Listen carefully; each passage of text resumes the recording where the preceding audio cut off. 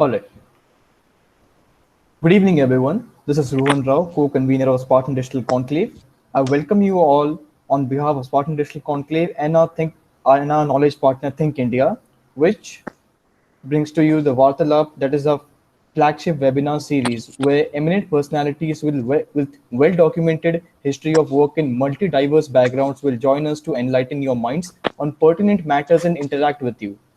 Today marks the second day of our webinar series, and today, as moderators, we have with us Mr. Ronak Modi, scholar of electronic and computer science from KIIT University, Bhubaneswar, and Mr. Sri Om Singh Bhati. He is a scholar of industrial design, NIT Rourkela. He is the campus secretary of Think India, NITR chapter. Sir, over to you. Please enlighten our viewers on what Think India is all about and the host and the main speaker of our event today. Thank you, Rohan. Good evening to our guest, Dr. Omkar Rai, and all our attendees. I, Ronak Modi, welcome you all on behalf of Think India and Spartan Digital Conclave. Vartalab is a Think India and Spartan Digital Conclave initiative spread over a period of 6 days from 6th June and to 11th June, under which several eminent personalities of India come on board for an online discussion over the fields of their expertise. Think India was initiated in 2006 by students of IISc, IIMB, and other premier institutes of Bengaluru. It is an initiative to bring the best talent and intellectual resources of the country and to infuse them in a nation first attitude. It is an active forum of researchers, professionals, and students from national premier institutes where they share their opinions, thoughts, etc. on problems and is ought to be a platform for the leaders of tomorrow. Our collaborator, Spartan Digital Conclave, was an initiative set up with an idea of being a not-for-profit event and to do its part by contributing to the central government funds to tackle multiple situations which have impacted the country. Their motto is Acta not verba, meaning actions not words. The digital conclave aims to bridge the gap between the conventional model UN conferences and digital simulations amidst the COVID-19 outbreak. Its organizing team comprises of enthusiastic individuals from different backgrounds and nationalities like Nepal, Bangladesh, and various states of India, which includes students from premier institutes. Our guest, Dr. Omkar Rai, is the Director General of Software Technology Parks of India, Ministry of Electronics and IT, Government of India. Dr. Rai has contributed immensely in repositioning STPI with a focus on innovation and dispersal of IT ESD industries beyond metros. He is working for the formulation of incubation programs and center of excellences for IT ESDM sector to provide startup, entrepreneurship, innovation, and software product creation in the country. Prior to the joining of STPI, he has served the National Informatics Center in various capacities. He is the serving he is serving as the chairman AIC STPI Next Initiative and the director on the board of directors of MTNL STPI IT Services Limited. He is the member of the governing body of School of Open Learning Delhi University, Board of Governors for Triple IT Bhubaneswar, and the Executive Council of Sri Vishwakarma Skill University. He is also a member of the Standing Committee of the Council of Triple ITs and Coordination Forum of Triple ITs of MHRD Government of India. He is also the chairman of ITES Sectors Sectional Committee of the Bureau of Indian Standards. For his enormous contributions towards exemplifying the vision of Mahamanna Pandit Madan Mohan Malviya in public fora, BHU has conferred the Distinguished Alumnus Award on Dr. Rai. I would now like to request sir to take over the meeting and enlighten us with his talk. Over to you, sir. Good afternoon to all of you.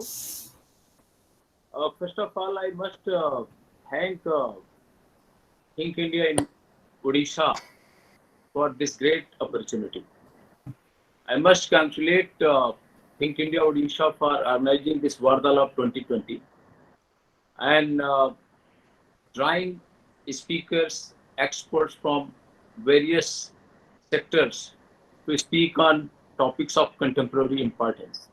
I am very glad to be here and I am very thankful for this great opportunity.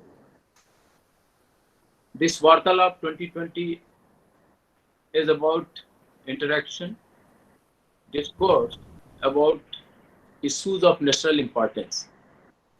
And I am very honored for this opportunity and for speaking the diverse participants from diverse fields. The topic which I am supposed to speak is the future of IT, entrepreneurship in post COVID-19 era. And therefore, if I start speaking about this important topic, first of all, we will have to understand as to where we stand today. And then only we can talk about future of IT. During the course of my talk, I would talk in three aspects, in three parts. First is that where we stand today, what is the history, what is the achievement, what is the contribution, what is the strength in the field of information technology, and then what we have learned, what we have experienced, and what challenges and opportunities that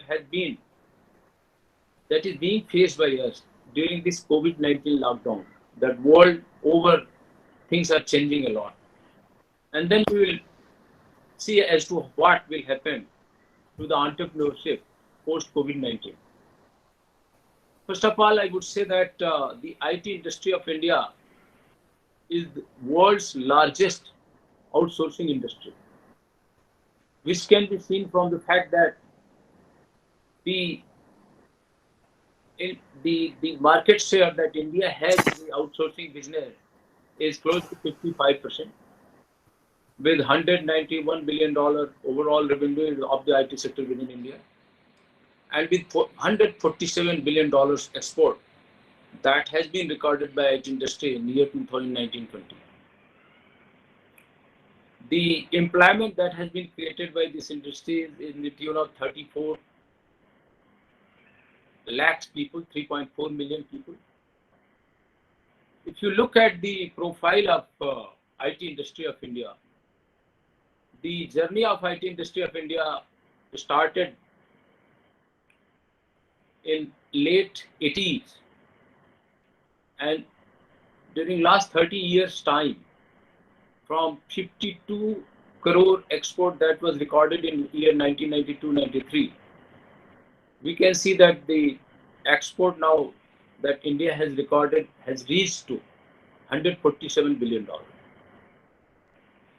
When the IT industry was founded in India, based on the cost arbitrage, based on the talent, founded on the emerging requirement of revolution that was happening in terms of Industry 3.0, India quickly resorted and put in place measures, infrastructure and policies to capitalize on the ever-growing software market of the world. And that's how India became the largest outsourcing destination in the entire world. Indian IT industry also moved up the value chain when it started with maintenance and coding job that was outsourced to them. It has evolved over a period of time, and now India is seen as the R&D outsourcing destination. Indian IT industry is actually creating technology product, doing R&D, creating IPR as a service for their customers. Most of the IT giants of the world have already established their R&D center in India. And therefore, sooner we will see that the effective control of most of the IT majors of the world would shift to Indian location, because the R&D is happening, the management is being here, the technology is being developed from here, directed from here. And therefore, wherever you develop R&D, do R&D, create products, actually the management control slowly shifted to that location. And that is how India is poised to become a place where most of the R&D of the world will be outsourced in a period of time. What we see today is that the kind of services that IT industry has been delivering to its clients, out of $147 billion export that has been recorded in year 2019-20, the IT services were about 55% of the total export, and about 27% was the business process management services, and 28% was from engineering, research, design, product development, and package software services. And this is the portion of the export that I have just mentioned, ER&D and product development, that has actually powered the creation of a lot of technology products all over the world. Based on this strength that IT services industry Indian IT services has, it has actually helped India to quickly become world largest startup ecosystem in the world. As of now, we are more than 9,000 startups in technology domain, and year 2019 has seen about 1,300 startups which were added. We attracted about $15.4 billion investment in the startup ecosystem. We have about 27 unicorns out of 250 unicorns that the world has right now, just behind US and China. The overall cumulative valuation of the startup ecosystem of India has risen to more than $55 billion. India is now home to world's very successful e-commerce platform, aggregation platforms, and several such other technology platforms, equal to the in terms of quality and value to their counterparts from the rest of the world. If we talk about a very typical case of acquisition of Flipkart that happened for the value of about $16 billion, which was developed indigenously by two brothers, Sachin Bansal and Binny Bansal. We know that the valuation of Flipkart has risen to $20 billion. That's the kind of wealth that has been generated by single startup based on the e-commerce platform. What is more important to understand is that this platform was developed indigenously, and why it was so quickly developed and the quality was on par with the rest of the world, because we had within India a very strong IT services industry, which was actually developing these kind of products for their customers from all over the world. And that came to help these entrepreneurs, because this industry supplied the needed talent to develop this kind of technology intensive platform. If you look at the success of Ola, that is an aggregator, Yo-Yo Room, that is an aggregator. Both the enterprises, startups are great in terms of quality and technology that they have built for delivering their services, not less than Uber or Airbnb. What I mean to say that India has actually capitalized on the prowess, strength, and capacity and talent of IT services industry, and has quickly transformed itself in world's third largest startup ecosystem. We know that India has also created a India Stack. We know the Aadhaar platform is the most most robust technological platform that has ever been created by any nation in the entire world, with 130 billion, 136 crore digital identity, which is not only kept securely, but it also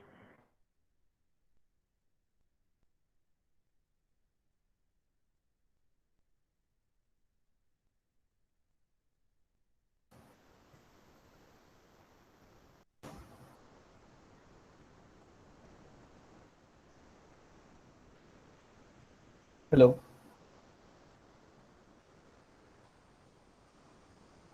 I believe there's some technical issue on his end. Maybe we'll be back in 5 or 10 seconds.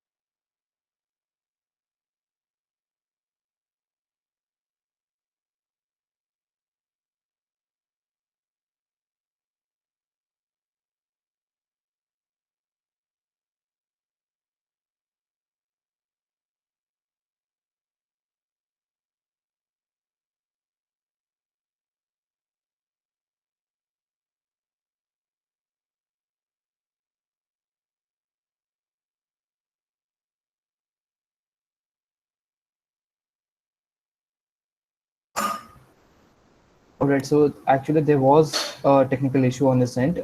Sir will be joining us soon, like within a minute. Till then, I would like to request you for posting any of your questions to the WhatsApp group. From there, we will address your question here. Please do not put up your question on the chat box here.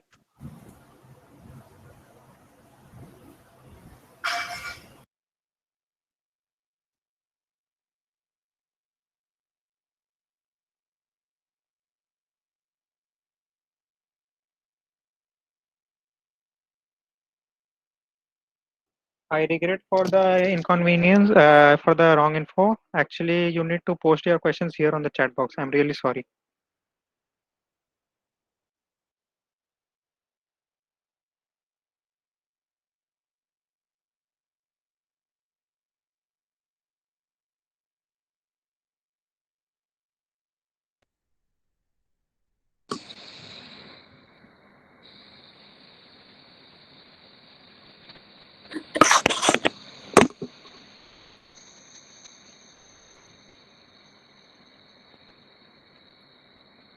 So I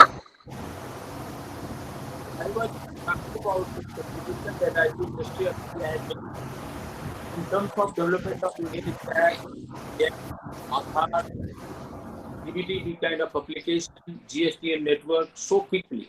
Apart from powering a very strong startup ecosystem within India worth $55 billion, and the number of these startups are going very quickly, and the quality of these startups is becoming the world class.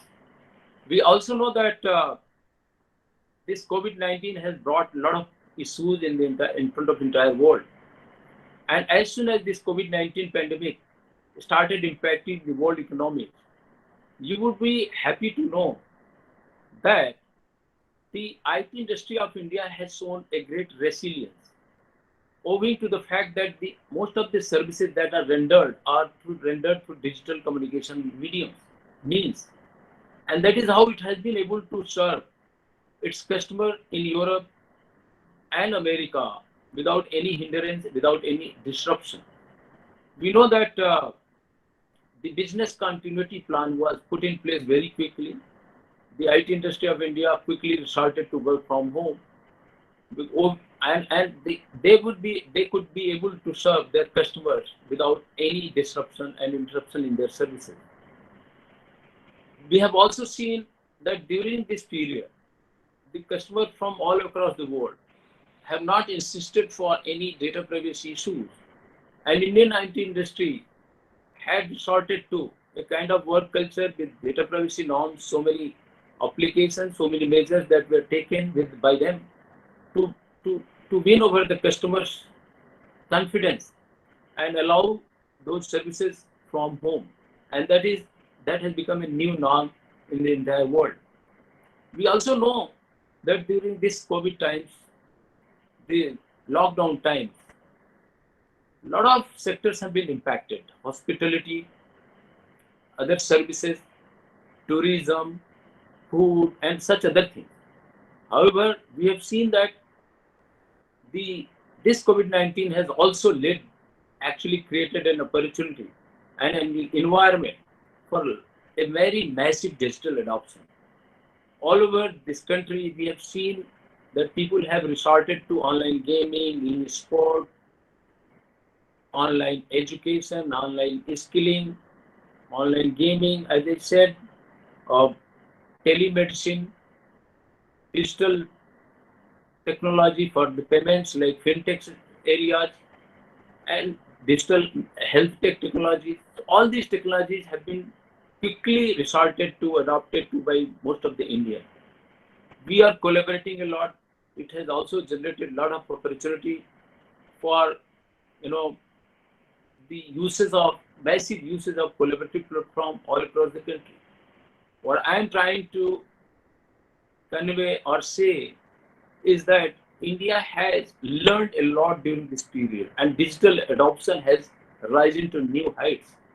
It has become a very conducive for a very transformatory, disruptive growth in terms of digital adoption, in terms of product creation, technology creation, and its consumption within this country. And this is the new norm that we are witnessing right now. We also know that during this period, the technologies are being mastered, even during the lockdown. The distributed functioning collaborative platforms are being used, co-creations are happening. We know that the technologies like the technology like AR, VR, animation, the virtual, the visual effects kind of technologies are powering the game tech sector in this country. At the same time, most of the AI, most of the Industry 4.0 tools are are are actually going to be adopted in the medical technology like artificial intelligence, IoT, wearable devices, 3D printing, uh, 5G, digital twins. All these things are going to be adopted. You know that the medical technology has become very important for us because we have a huge population, and to cover the entire population in terms of extending health services, medical services, we have to resort to the technology. Owing to the fact that we are very strong in these kind of technology, the question remains that whether we can adopt these technologies and create products around it. Answer is yes. During this COVID-19 times, we have seen that people are now ready to do that.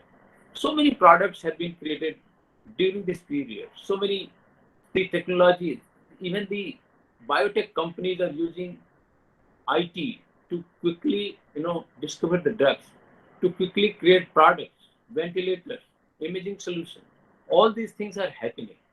In the game tech sector, the technologies like AR, VR, as I said, animation and visual effect, all these technologies are going to be used because India at large had resorted to this sector during this COVID-19 time when the data usage, downloads, content downloads, e-sport, online gaming has seen a very surge in its usage. Education sector, online education has become a new norm. Almost all the children, pupil, and people at large in this country are actually watching a lot of videos. The teachers are delivering a lot of lectures online. So many platforms are being used. However, in times to come, it is also felt that there is a requirement of real classroom experience in times to come. They need a kind of immersive experience, a kind of interactive experience, both in the game tech as in edutech, online education, and the same goes for the medical technology. And therefore, all these technologies, where India has been doing very well, we have talent indigenously. I am very sure that in times to come, these technologies will see a lot of uses, and so many technologies, IPRs, and startups will be created around it. We also know that India actually is a great place where so much so that people are getting so ready to consume indigenous products. This has actually become norm during this COVID-19 time. And therefore, this is the time when people have started thinking that let us consume indigenously developed product. Our Prime Minister of India, Honorable Prime Minister of India, he gave a clarion call for Atmanirbhar Bharat, and he has given a call for being vocal for local products. This is the way forward for us, and I'm very sure that in times to come, India would continue with this kind of fervor, this kind of keenness, this kind of enthusiasm, and this kind of excitement for indigenously developed products. We know that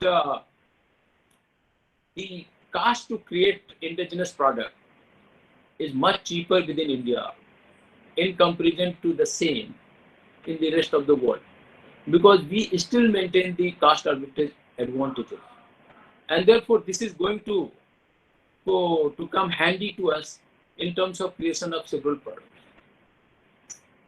In times to come, as we are going to be more digital, there is an opportunity and requirement to create many products in cyber security.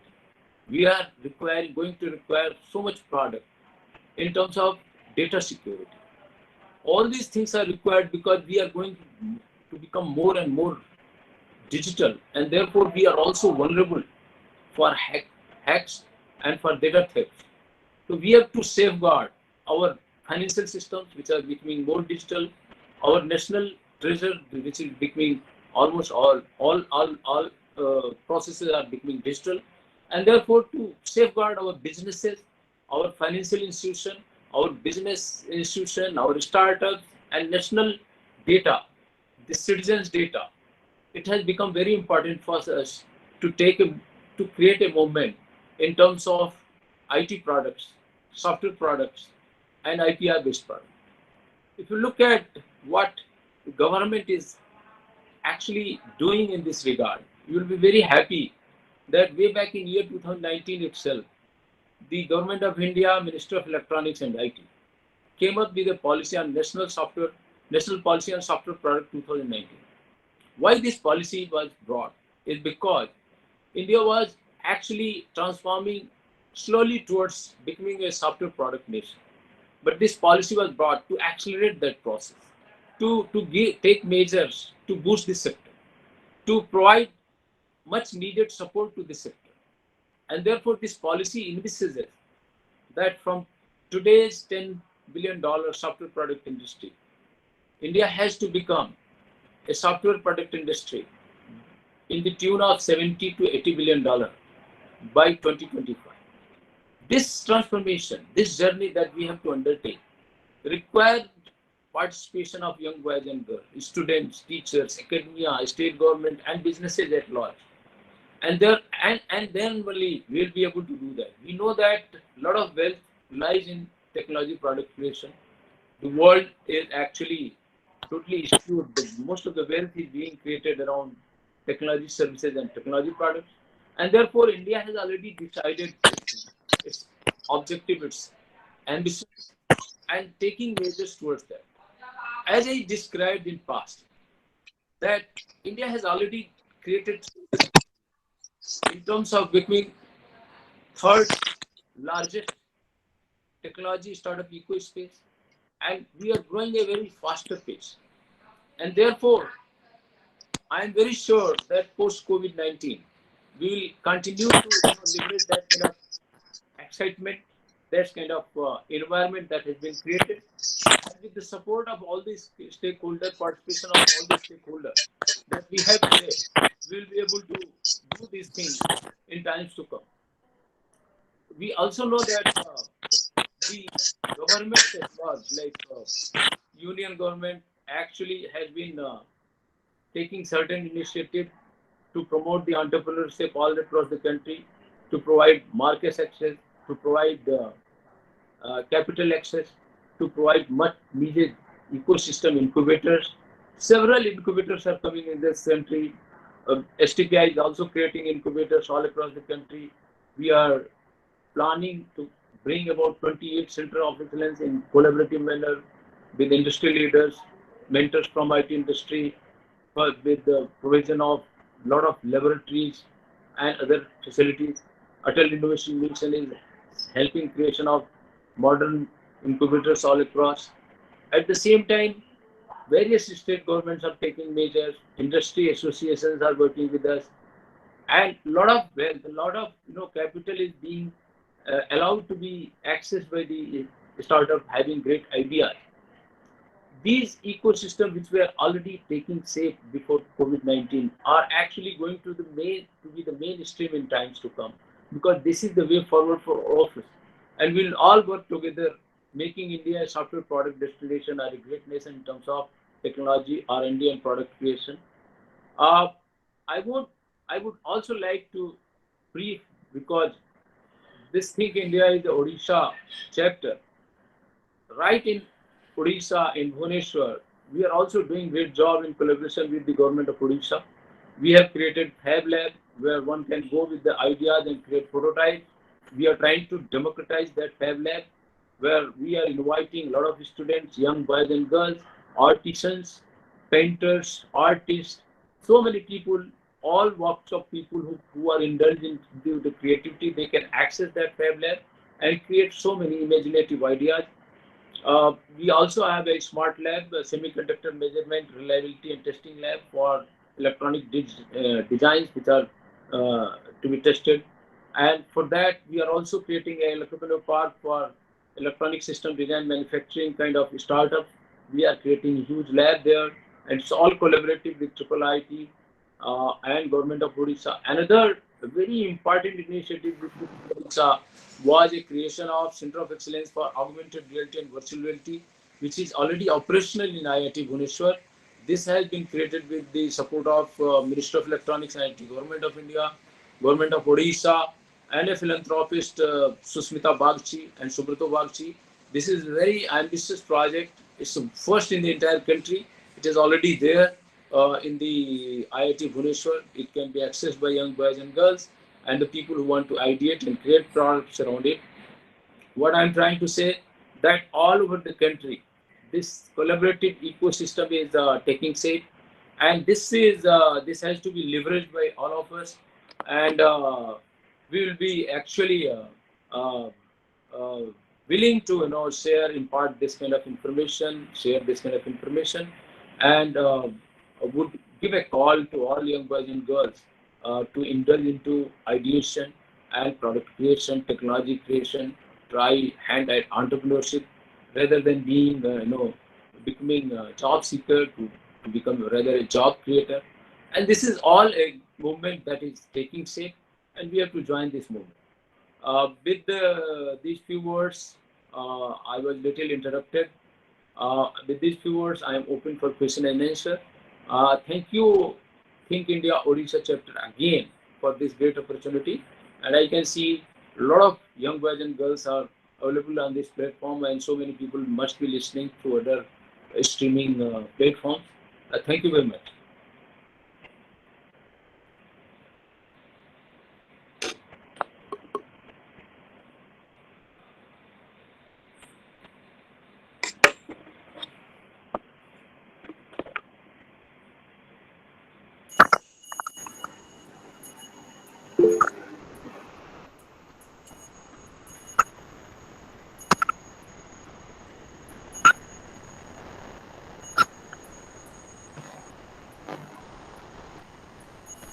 Thank you, sir. It was an insightful speech, and there are a lot of questions people are asking. Now, the first question is that, sir, how would the healthcare startup sector change after the COVID era? As many 3D printing startups are coming, what do you think that would affect? Would it reduce the cost of manufacturing, and would it bring a fourth industrial revolution? Yeah, a very important, a very important question. In fact, I didn't cover this because the topic was about entrepreneurship. I would say that the manufacturing, actually, we missed the bus in the manufacturing. We were not doing well. We from agricultural sector, we jumped to this knowledge sector, service sector, and we did well in that sector. But manufacturing was somehow missed by India. But during the COVID, it has been realized by the nation, by the government, by the society at large, that we cannot keep ourselves dependent on the foreign supplies, foreign national, foreign geographies for our indigenous goods or consumer requirements. And therefore, uh, most of the nations around the world are willing to, make sure that manufacturing is brought to their soil on their within their nation, and it is leading to a new phenomena which is called local economy. So that so in times to come, we would see this, that most of the OEMs would like to come near to the consumers, build their products there, manufacture their products, and create the entire supply chain. Because cost to manufacturing is absolutely likely to grow, as you have rightly pointed out, because of the social distancing, because factories would now require a lot of transformation. Factory floors would now change. The manufacturers are required to invest a lot to remain competitive. They will be required to invest a lot about Industry 4.4 technology. That would take some time, and because of this, I can see that India would benefit from this kind of scenario where we are going to attract a lot of investment, a lot of OEMs within this country, and slowly will be also able to leverage the benefits of manufacturing which we had until missed. Again, as you have referred or pointed out about Industry 4.0 technology, I must say that the world over, the Industry 4.0 technologies are being driven and serviced by Indian IT industry as an outsourcing model. So we are already doing that. And as soon as we start manufacturing things, this domestic manufacturing industry will leverage from the talent, the experience, the knowledge that IT industry of India has within this country with the advantage of cost arbitrage. And this will help a quick transformation of our manufacturing toward Industry 4.0, thereby making Indian manufacturing cost effective and competitive. And this is the way forward. And while doing that, we'll be able to create a lot of products and we'll be able to create a lot of startups around that. So this is the way I look at the things in the future. Okay, sir. Thank you. We hope that many more startups come around after this post-COVID era. The second question is: do you think technological solution will reduce physical contact, could actually improve the industry and economy, or just increase unemployment? Physical distance, actually, if I talk about the world, the Industry 4.0 technologies which were already in place and being implemented in manufacturing and such other sectors, actually, they were trying to make the factory floor manless already. So the point is that if we adopt to Industry 4.0 technology, we will become very competitive. We will attract a lot of wealth. We will bring the economy of scale, and our expenditure towards manufacturing would reduce, and the economy of scale will grow. Our competitiveness will grow. The point is that we were already not doing very well in the manufacturing. This COVID era, which has brought certain challenges, are going to impact all those geographies and industries more, where Industry 4 manufacturing was actually main source of wealth creation, whereas we were not doing well in manufacturing already. What I am trying to say is that even to ensure that the Industry 4.0, which would make factory floors manless, has to be powered by Indian industry. So we will create job within India for powering those Industry 4.0 transformation and implementation in manufacturing sector. At the same time, whatever manufacturing we would attract would create opportunity, job, and wealth within this country. Would work as an import substitute, and would create opportunities. So in any case, the job loss has to be seen by those economies, those geographies, those industries where manufacturing was the mainstay and was a main source of wealth creation. We were not in any case doing well in that, and therefore there is no vulnerability for us.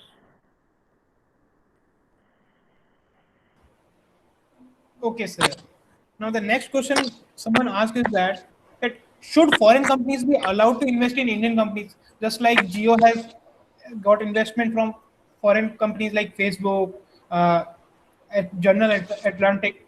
Should these be allowed, or just like China, we should adopt a model that only Indian companies should invest in other Indian companies, so we become Atmanirbhar? Yeah, very great question. In fact, I would say that we must allow foreign investment within this. Because, see, the point is that Reliance Geo did a great job, brought a great platform. They have been able to, lay down the optical fiber, connect to every nook and corner of this country. This was much needed. Whether it is done by the government or the private sector, we must welcome both the investment. The point is that if we get the investment from abroad, it is their stake that comes into our corporation, our businesses, our company. And the same wealth remains within us. It is deployed in the job creation, expansion, and all. In terms, it creates jobs. So we must welcome this. As far as Atmanirbhar Bharat is concerned, the point is that Atmanirbhar Bharat is about manufacturing or developing technologies and products and services for our own need. We should not be dependent on any other geography or nation for meeting our own requirements. And Reliance Jio's success is a major milestone in terms of India becoming Atmanirbhar. These kind of businesses are required. These kind of uh, entrepreneurship is required. These kind of technologies are required. We must develop technologies, attract investment within that, and expand rapidly, create jobs. And that is the way forward for us. Atmanirbhar Bharat has to actually attract a lot of wealth and investment from wealthy nations. The wealth which was already lying outside our nation, basically most in US, Europe, and Asian economy. So that wealth has to be accrued back, brought back, and streamed in our businesses. That is the way forward. In fact, that is very important aspect of it. Okay, sir. Sir, the next question is, sir, how Indian tech startups are poised to expand with global scale and serve worldwide after the post-COVID era? See, the point is that the success of a startup or a product based is dependent on the kind of problem you are trying to solve, the kind of platform or technology you are building, the kind of market access you are having, the kind of capital access you are having. Now, Indian companies, as I said, 27 Indian startups have become unicorn within a very short span of time. A unicorn means $1,000 million valuation minimum. That's a huge valuation that has been created by these companies. The point is that if you are, if you get access to indigenous market, your valuation grows, your wealth values grow, your and that is why you would attract a lot of investment from abroad. Look at the Reliance Jio's valuation because they got a indigenous market and that enhanced their valuation. So if indigenous market is accessed by Indian startup, that would help them a lot. During this COVID-19, this phenomena is now new norm. Indians are now ready to use indigenous products, and that has given a new hope, a great hope for Indian startups. If you create products, Indians are actually going to use it, and that is something which is very encouraging and is important and needed.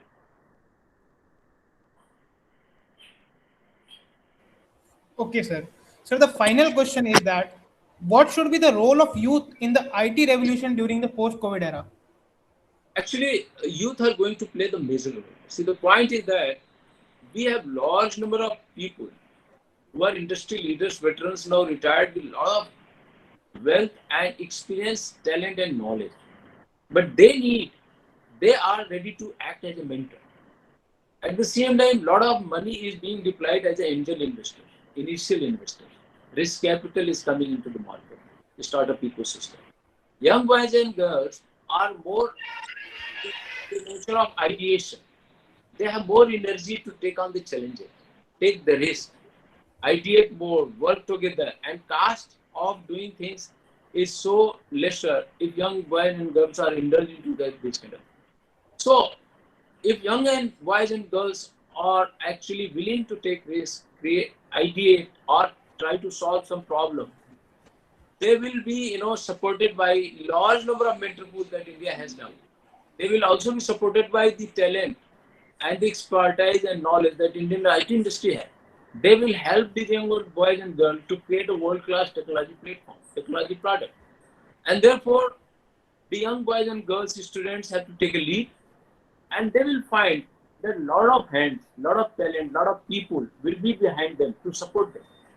And therefore, leadership has to be in the hands of young guys because there is an energy with them, excitement, future, hope. This is the thing which drives entrepreneurship and idea-based products. And that is why I would say that if you want to create disruptive products, disruptive wealth, bring transformative changes, not incremental, then the leadership has to be, the initiative has to be in the hands of student, youth, young boys and girls. Okay, sir. So I hope that India would make more disruptive startups and disruptive wealth.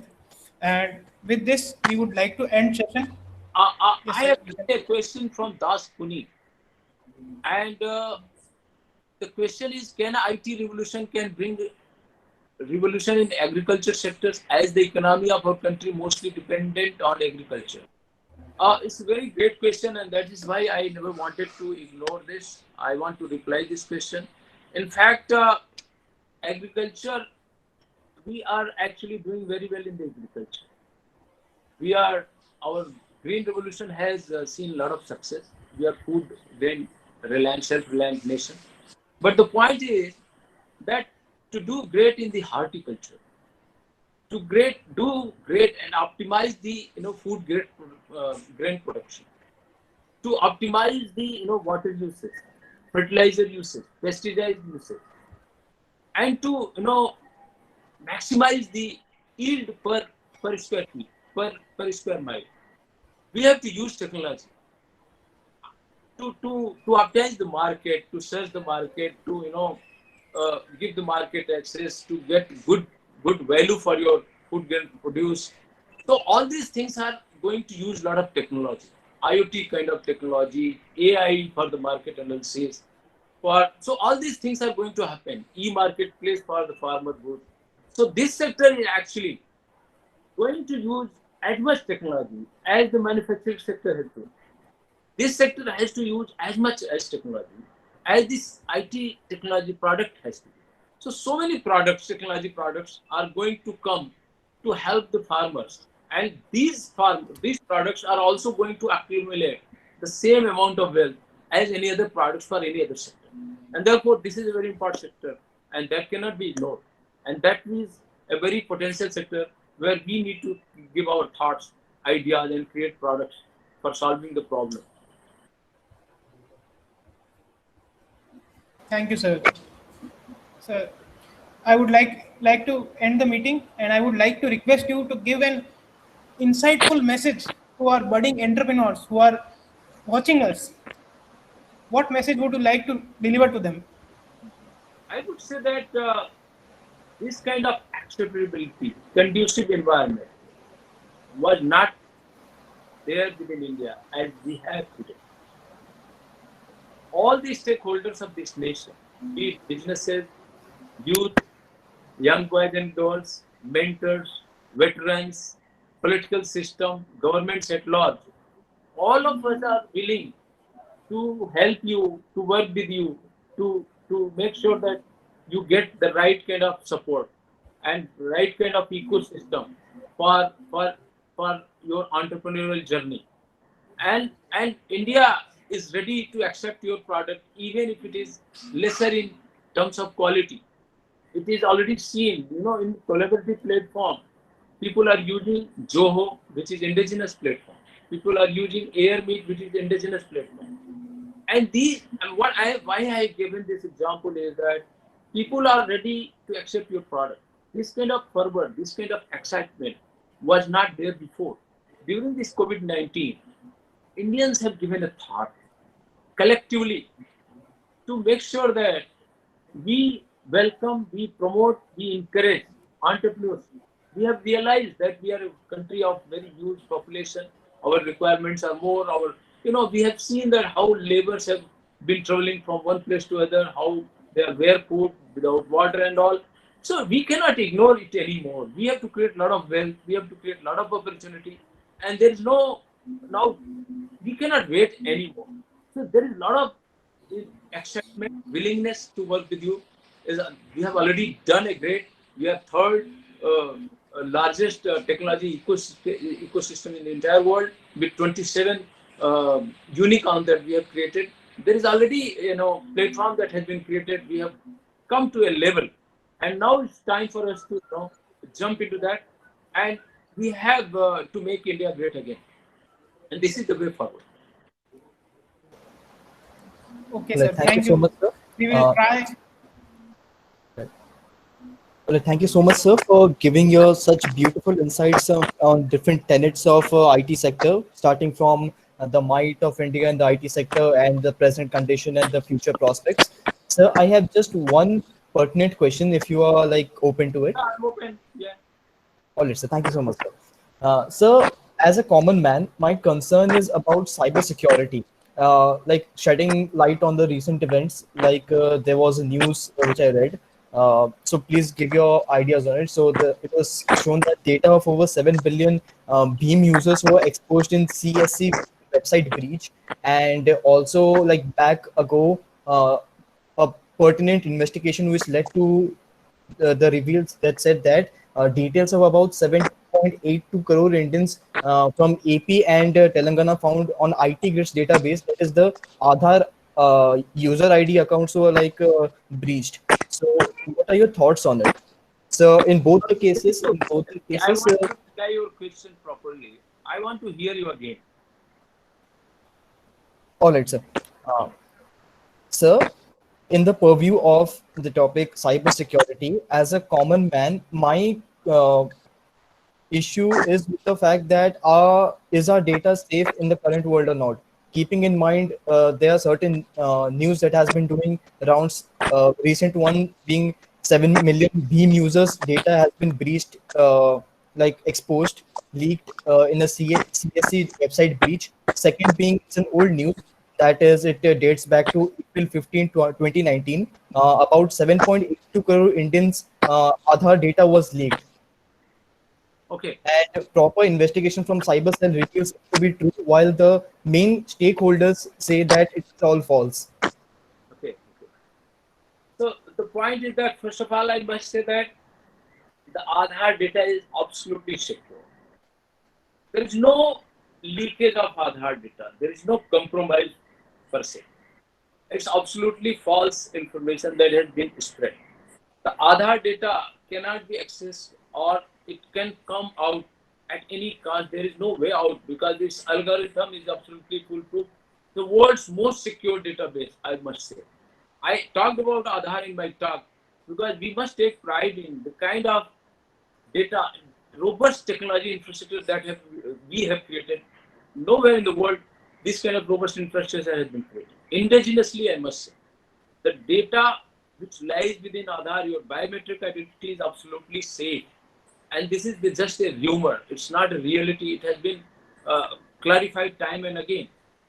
So now you can go and check it.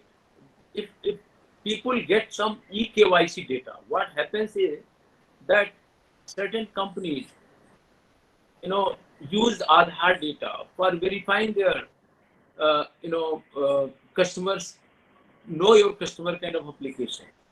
They don't get anything there except your name and your telephone number, which is already open. You have already distributed your data everywhere. The real data that has to be kept secure, like biometric identity and other things, cannot be accessed by anybody at all, and there is no breach in the security at all. I must say with full confidence and full sincerity and responsibility. Now, coming back to data that are said to be leaked or sold to certain companies, this happens a little bit because if you go to a retail, you give your name and cell phone and you buy things, and that's how they develop huge amount of data and that is sold. But I must say that your name, your address, your telephone number is not a secret or confidential data because you have decided to share it to your other entities. It was your decision. It is under your information, under your with your knowledge that has been done, with your consent that has been done. Now coming back to the data privacy, data privacy is an issue that has been discussed in India at large. There are Information Technology Act which mandates and regulates the data privacy to some extent. For health data, your personal data, it is already secure. Your financial transaction data is already secure under RBI laws. So laws are there to protect your data privacy, critical data or personal data is being protected. In any case, India is already on the path of verge of bringing a personal data bill, protection bill, personal data protection bill. And as soon as it comes, it will meet the holistic requirement of personal data privacy. And therefore, you must wait. But even if it is not as yet enacted, your data is absolutely secure because of there are other laws which are protecting your privacy. And as soon as this holistic law is brought, it will be not open for any compromises, any breach by any entity whatsoever. Again, I would say that Aadhaar data is the most secure data. You must be happy. You must feel confident. Your data is absolutely safe. It cannot be broken. It cannot be compromised at any cost.